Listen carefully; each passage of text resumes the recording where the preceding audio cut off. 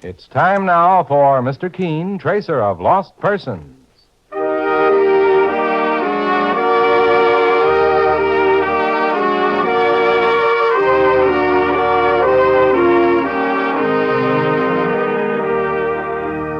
Ladies and gentlemen, Anison and Colinos present Mr. Keene, tracer of lost persons, one of the most famous characters of American fiction in one of radio's most thrilling dramas. Tonight and every Thursday at the same time, the famous old investigator takes from his file and brings to us one of his most celebrated missing persons cases. Tonight's case is entitled The Yellow Talon Murder Case.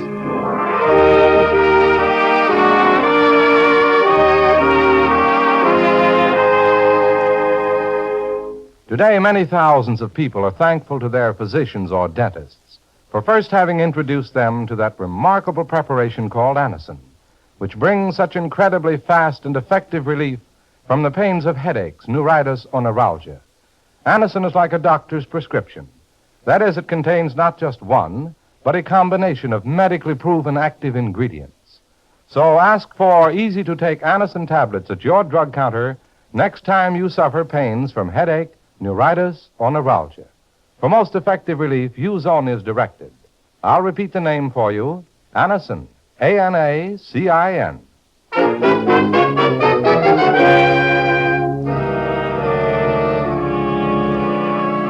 Now for Mr. Keene and the Yellow Talon murder case.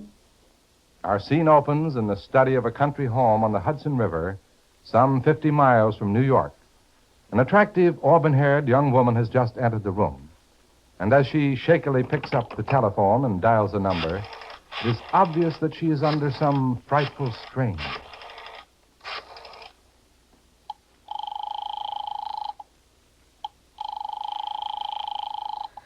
Why don't they answer?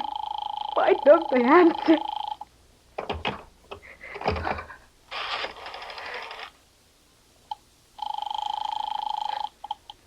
Operator? Oh, operator, I've been trying to get the police. It's a matter of life and death. Oh, for heaven's sake. Oh, hello? Hello? Hello? Oh, the phone.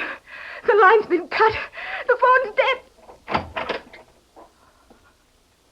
No. No. Don't kill me. Don't kill me. No. Ah!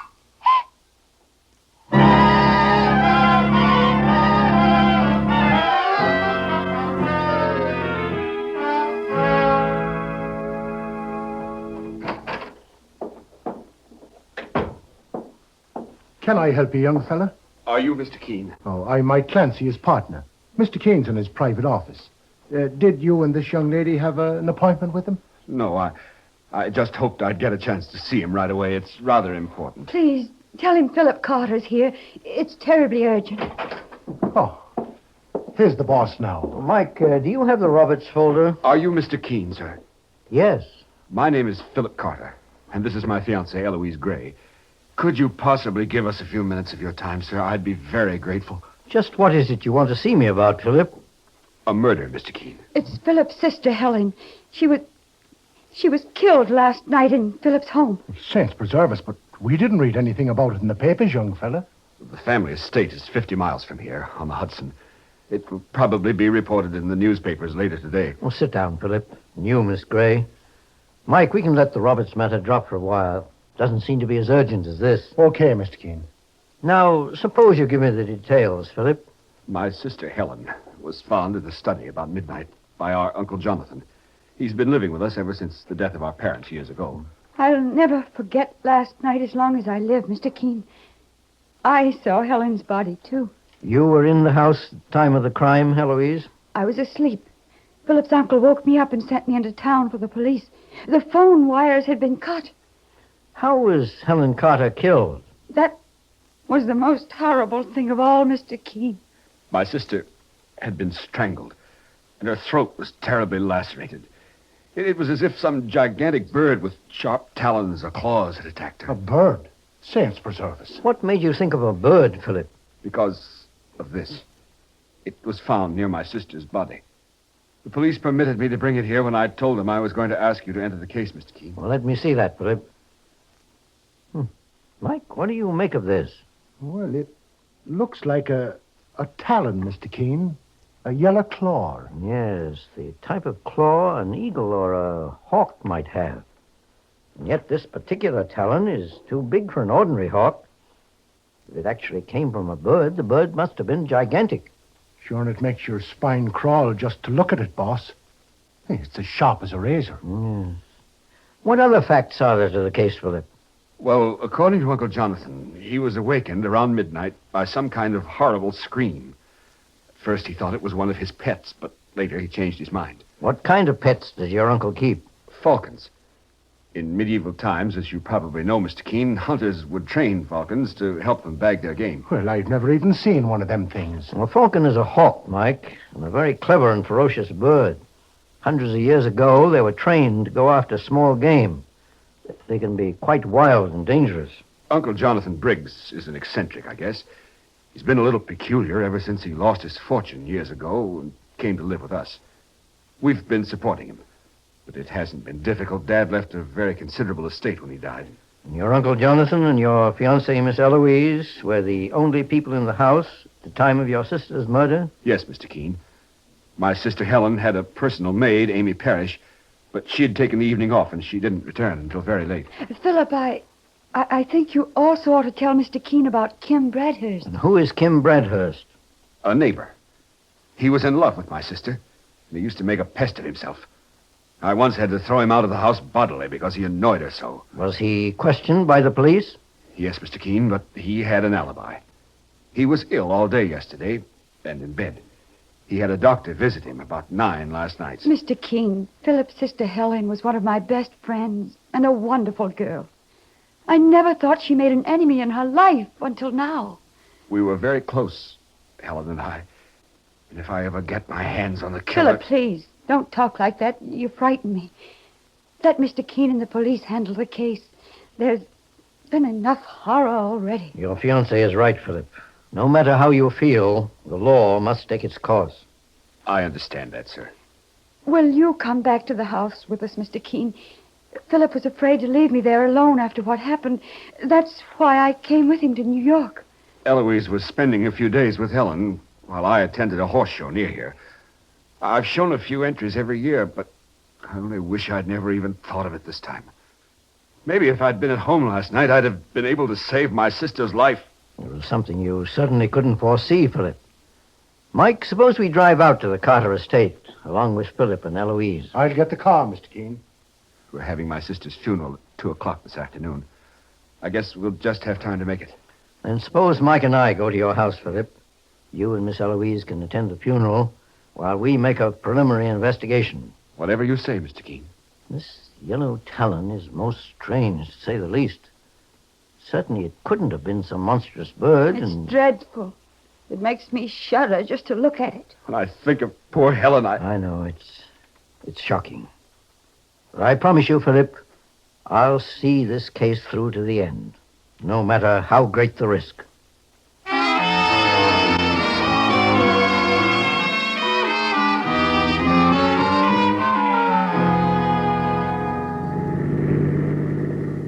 That must be the Carter house, Mr. Keene, right in front of us. Yes, and apparently that's where the road ends, Mike. Oh, saints preserve us. What's the trouble? Did you see that, boss? What? Well, something flew by the car on the left just a second ago.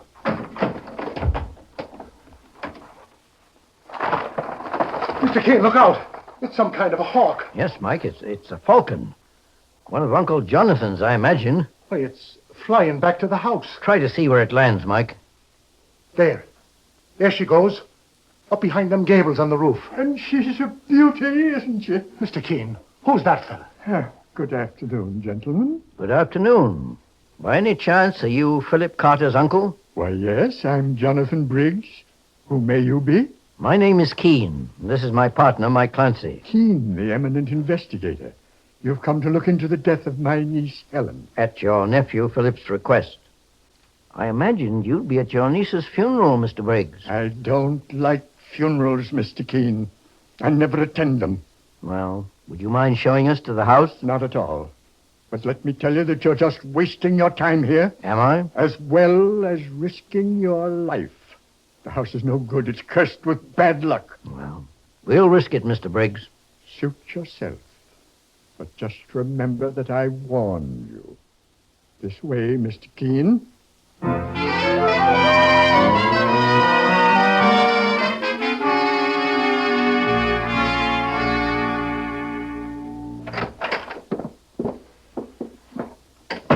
Amy!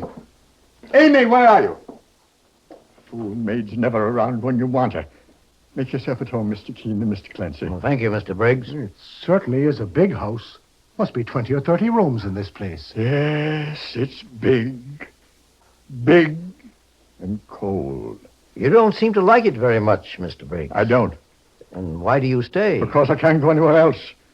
Besides, Sir Richard and Lady Sharp would miss the woods. And who are Sir Richard and Lady Sharp? My birds, my falcons. You saw Sir Richard a moment ago when he flew past your car. He's as fast as lightning, that one is. I've spent 3 years training him how to kill. Not a very cheerful hobby you've got, Mr. Briggs. He attacks only field mice and small animals, Mr. Clancy. Would that falcon be capable of attacking a human being? I knew you'd come to that, Mr. Keene. They want to blame my niece Helen's death on one of my birds. Well, it's ridiculous. Those falcons are as harmless as 2 pigeons. Yes, preserve us. What was that? Sounded like Amy the maid. Get him out of here. Keep him away. Amy, control yourself. Why are you carrying on? It's one of your falcons. He flew in through the window and almost blinded me. Stop acting like a child. It's probably Sir Richard. I'll find him. Calm yourself, Amy. You're not in any danger. My name is Keene. Mr. Keene, the great investigator? Oh, I was hoping Mr. Carter would call you in, sir. The most terrible things have been going on in this house. So I've heard. It's those birds. Well, you'd think they were human the way Mr. Briggs talks to them. One of them killed Miss Helen, I know it. And I'll be next. Now, take it easy, Amy. No one's going to do any killing while we're around. Tell me something about Miss Helen Carter. Was she on good terms with her Uncle Jonathan? As far as I know, sir. I guess he's a harmless one himself, though he acts like a loon sometimes. But it's those vicious birds, those falcons. I can't stand them. I don't think Helen Carter was murdered by a bird, Amy. No? In fact, I'm sure of it. But, Mr. Keene, I've heard of eagles and hawks attacking people sometimes and even killing them. That's true. A bird the size of a hawk might possibly attack a man or a woman if it was provoked. But it certainly wouldn't bother to cut a telephone wire before doing it. Why, I never thought of that, boss. Sir Richard! Sir Richard, come back here! Come back! Don't shoot me! Faith, and now what's going on in this It place? was a shotgun blast, Mike. Sounds as if it came from outside the house. Come along with me. Mr. Keene, look. Who are you? I was just going to ask you the same question. Kim Bradhurst, my name. Where's Jonathan? I've got a little present for him. You've killed him. You've killed Sir Richard. I'll say I have. I was glad to blast his ugly head off. You'll find him out there in the woods, Jonathan. If that other bird of yours starts going after my chickens, she'll get the same dose. You murderous! Steady, Mr. Briggs. Take him inside the house, Mike. Come along. He killed my falcon. I'll square accounts. I'll square accounts if it's the last thing that I do. What did you say your name was, mister? I didn't say, but it happens to be Keene. Oh, famous investigator, huh? Well, I suppose you've come to find out how Helen Carter died. Well, I loved her as much as anyone. If you find the killer, I'll be happy to help you take care of him. I won't need any help on that score, Mr. Bradhurst. But I assure you I intend to find him or her, no matter how dangerous the task it may be. Helen Carter was murdered by a human being, not a bird, although it appears her killer had talons. And I'm going to see that those talons are clipped for good.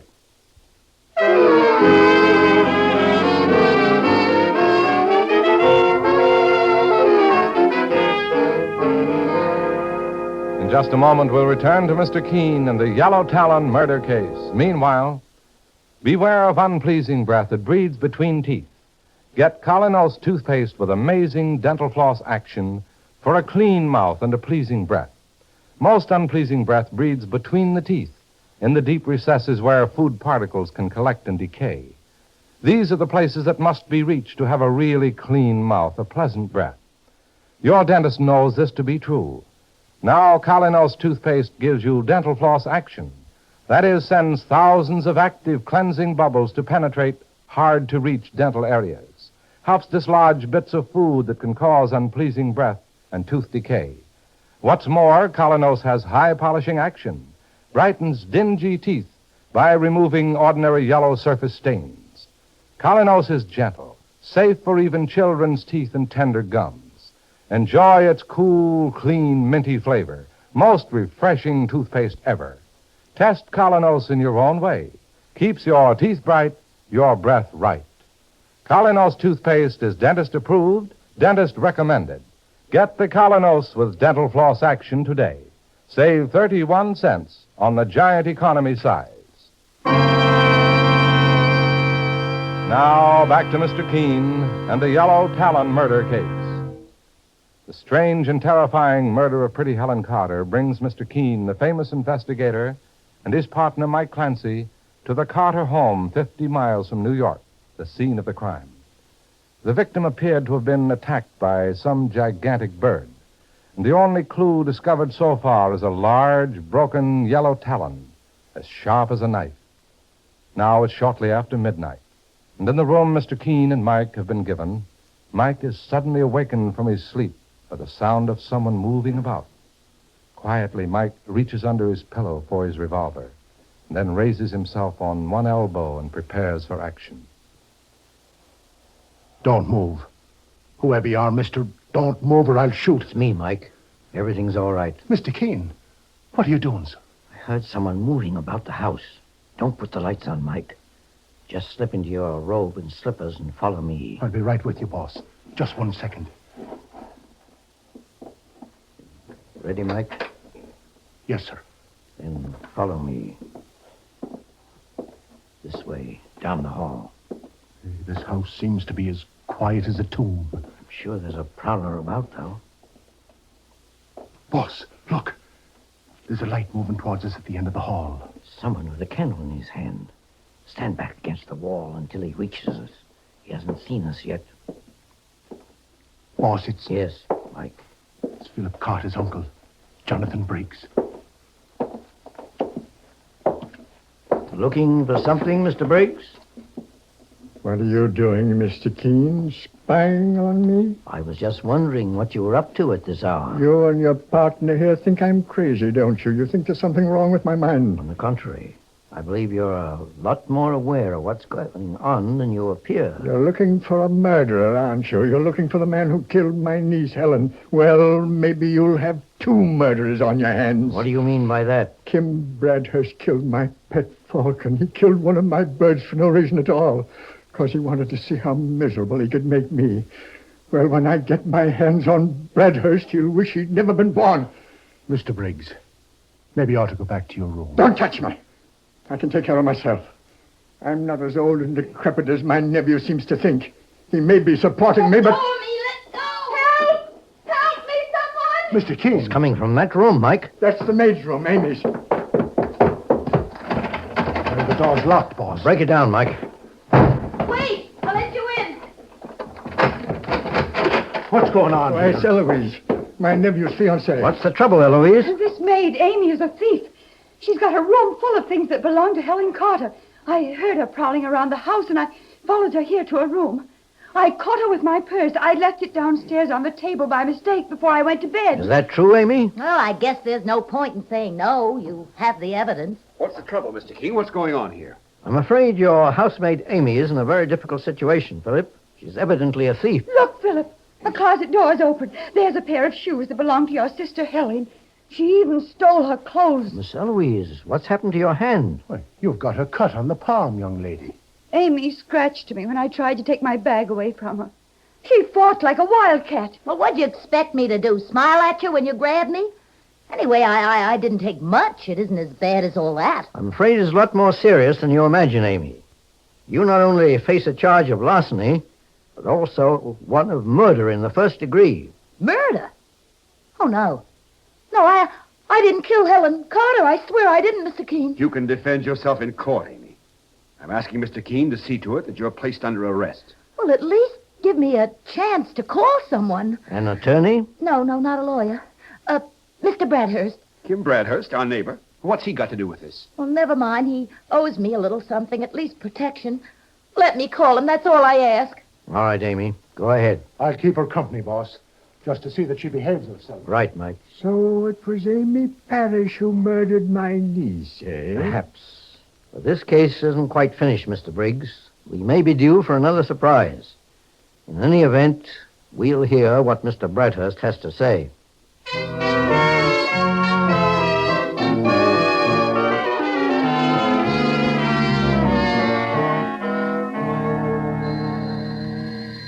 That must be Kim Bradhurst now. Philip, Yes, Mr. Keene. I suggest you take your uncle to his room. There may be trouble between the two. Very well, Mr. Keene. Come on, Uncle Jonathan. All right. I'll go. Can't stand looking at him anyway. Here's Kim Bradhurst, Mr. Keene. Still carrying his shotgun, I notice. Maybe I like to carry it around, Mr. Clancy. Well, now, Amy, what is it you want to say to Mr. Bradhurst? Mr. Keene's accusing me of murder, Mr. Bradhurst. They all say I killed Miss Helen. That's ridiculous. We found Amy the maid with stolen goods a little while ago. And she admitted taking most of it from the murdered girl, Helen Carter. I don't know anything about stolen goods, Mr. Keene, but I'll stake my reputation on the fact that Amy didn't murder Helen. What makes you so sure, Mr. Bradhurst? Because she was Helen's confidant, as well as her personal maid. And she's a friend of mine. Amy's done me many a favor, making things easier for me when Helen was alive. I'll return those favors by backing her to the limit. In what way did Amy help you, Mr. Bradhurst? I can tell you that, Mr. Keene. Well, Miss Eloise, do you know? Amy used to inform Kim Bradhurst when Helen's brother Philip was out of the house, so he could try to see her on the sly. It used to frighten me. I knew that Philip disliked Kim, and I thought one day it would lead to trouble. Do you know why he carries that gun around with him all the time? I don't mind admitting it. Your sweetheart Philip's a big man, Eloise, and stronger than I am. I made up my mind to take care of him the next time he put a hand on me. Mike, ask Philip Carter to bring his Uncle Jonathan back to the room. And ask Jonathan to bring his pet falcon along. Okay, boss. No, I'm afraid of that bird. I don't want to see it. Don't worry, Amy. I got rid of one of those falcons with this shotgun. I can do the same for the second. I advise you to be careful, Mr. Bradhurst, and keep that gun lowered. But why bring the falcon in, Mr. Keene? You'll see in just a moment, Miss Eloise. Please, just call me Eloise. I feel as though we've known each other for a long time, Mr. Keene. That's odd. I feel the same way, Eloise. Just step inside, Mr. Briggs. What do you want with me? My bird, Mr. Keene. I just wanted to make a test, Mr. Briggs. Look at that bird. It's horrible. Do you also think the falcon is horrible, Eloise? No. I think it's a beautiful bird, Mr. Keene. Yes, Eloise always liked my falcons. She understands them. Perhaps even more than you imagine, Mr. Briggs. What? Just what are you getting at, Mr. Keene? I'm afraid I have some shocking news for you, Philip. In my opinion, your fiancée, Eloise Gray, is a murderess. She murdered your sister, Helen. What's that you say? Eloise? Mr. Keene, are you joking? A few minutes ago, Eloise claimed that she followed Amy to her room and caught her with her purse. Well, Amy admitted it, didn't she? Yes, she admitted it, Eloise, and she did steal your purse. But you didn't follow her or see her take it. You were waiting for Amy in her room. And may I ask how you know? The door was locked. If you had followed a thief to her room, you certainly wouldn't have locked the door yourself. It would have put you in a dangerous position. No, it was Amy who locked her own door when she entered, thinking she was alone. And you were waiting there to kill her, the way you killed Helen Carter. That's a lie, Mr. Keene. No, it's not a lie, Eloise, and I have further proof. You said Amy scratched your hand when you struggled with her for the purse. I noticed that Amy bites her fingernails. They aren't long enough to scratch anyone. Then, Mr. Keene, how did Eloise get that cut on her palm? She inflicted it on herself by accident, Philip. She was wearing sharp talons, yellow talons, to use on Amy as she did on your sister. Look at her, Mr. Keene. Yes, I killed her. She hated me. She wanted to break up my engagement to Philip. But that isn't true, Eloise. She loved you. Loved me. Wasn't she trying to call the police? Yes, and you cut the phone wire. In some way, Helen found out what you were, Eloise, and she tried to protect herself. Boss, look what she's putting on her hands. The talons, the sharp claws. She wears them like gloves. You hate me too, Keen. And you'll get what she got. Now! Mr. King, look out! Saints preserve us, but I was almost too paralyzed to move. Did you see how she acted, boss? Why, she waved her arms like she was some kind of a hawk and went for your throat, Mr. Keene. Yes, Mike. Mr. Bradhurst, I'm sorry you used your gun. Mike would have been able to subdue her. I couldn't help it, Mr. Keene. When I saw the insane look on her face, watched her reach for your neck with her talons, I tried to protect you instinctively. Well, I suppose she's better off. She was undoubtedly insane. Mr. Keene, I can't believe it. How could anyone change so? I'm sorry, Philip. But in my opinion, your fiancée had a split personality. She changed from a human being to what you've just seen, a homicidal maniac. How long had you known her? Only a few months. And your sister, Helen, actually was very fond of her, Philip? Yes, Mr. Keene. Well, Eloise had to have some excuse for murder in her poor, distorted mind. So as she imagined Helen was trying to ruin her life, Amy would have been her second victim. It went for a stroke of luck. However, we can consider the case to be closed. We've solved the mystery of the Yellow Talon murder.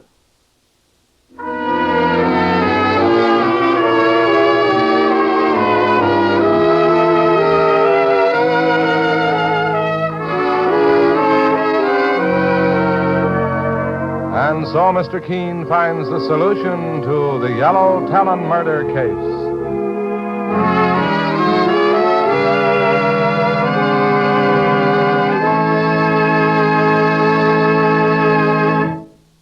The next time you're suffering from the pains of headache, neuritis, or neuralgia, try Anacin.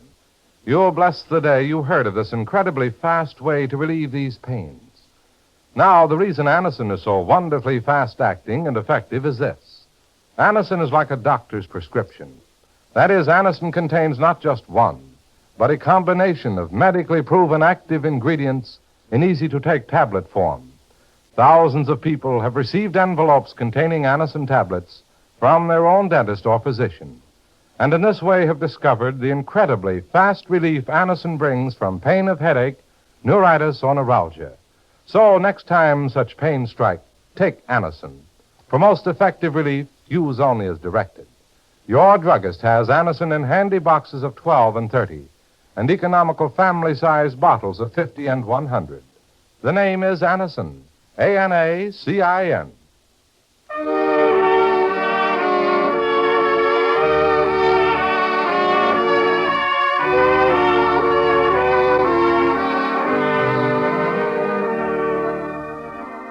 Mr. Keene, Tracer of Lost Persons, is based on the novel Mr. Keene. The radio sequel is originated and produced by Frank and Ann Hummert. Dialogue by Lawrence Clee. Bennett Kilpack plays Mr. Keene. It is on the air every Thursday at this time. Don't miss Mr. Keene next Thursday when the kindly old Tracer turns to the case of murder with 1,000 witnesses.